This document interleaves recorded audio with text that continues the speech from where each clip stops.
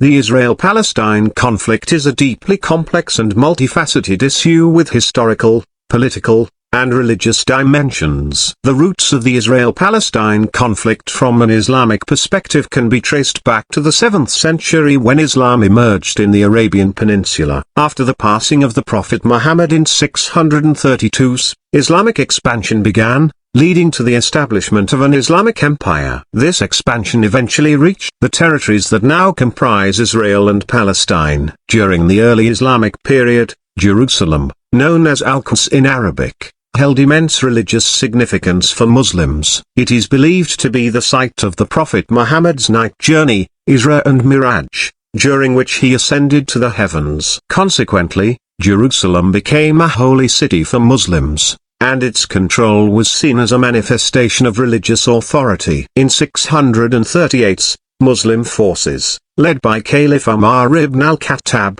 conquered Jerusalem without bloodshed. This marked the beginning of Islamic rule in the region. For centuries, various Islamic dynasties controlled the area, including the Umayyads, Abbasids, and later the Ottoman Empire. However, the situation changed in the late 19th century when nationalist movements began to emerge in Europe and the Middle East. The Zionist movement, which aimed to establish a Jewish homeland in Palestine, gained traction in Europe. The Balfour Declaration of 1917, issued by the British government, expressed support for the establishment of a national home for the Jewish people in Palestine. This declaration marked a turning point, as it set the stage for increased Jewish immigration to the region. From an Islamic perspective, this influx of Jewish immigrants and the gradual establishment of a Jewish state were viewed with suspicion and concern. The Palestinian Arab population, which included both Muslims and Christians,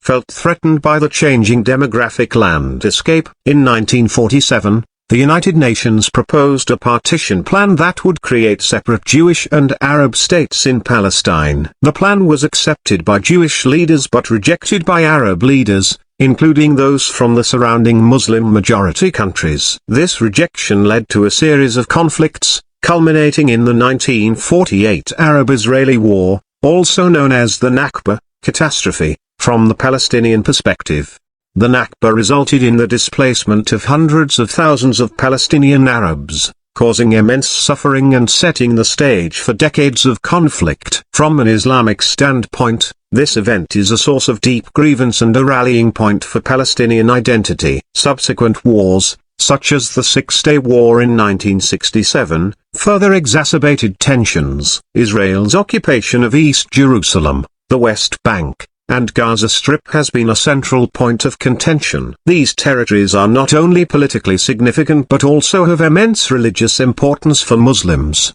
particularly Al-Aqsa Mosque in Jerusalem, which is one of Islam's holiest sites. Over the years, numerous peace initiatives and negotiations have been attempted, but a lasting resolution to the conflict has remained elusive. From an Islamic perspective, the ongoing occupation, displacement, and suffering of Palestinian Muslims are seen as a grave injustice. In conclusion, the Israel-Palestine conflict from an Islamic perspective can be traced back to the historical significance of Jerusalem in Islam, the influx of Jewish immigrants, and the subsequent geopolitical developments in the 20th century. This complex issue involves religious, historical, and political dimensions, making it a deeply entrenched and challenging conflict to resolve. Understanding the perspectives and grievances of all parties involved is crucial to finding a path towards peace and stability in the region.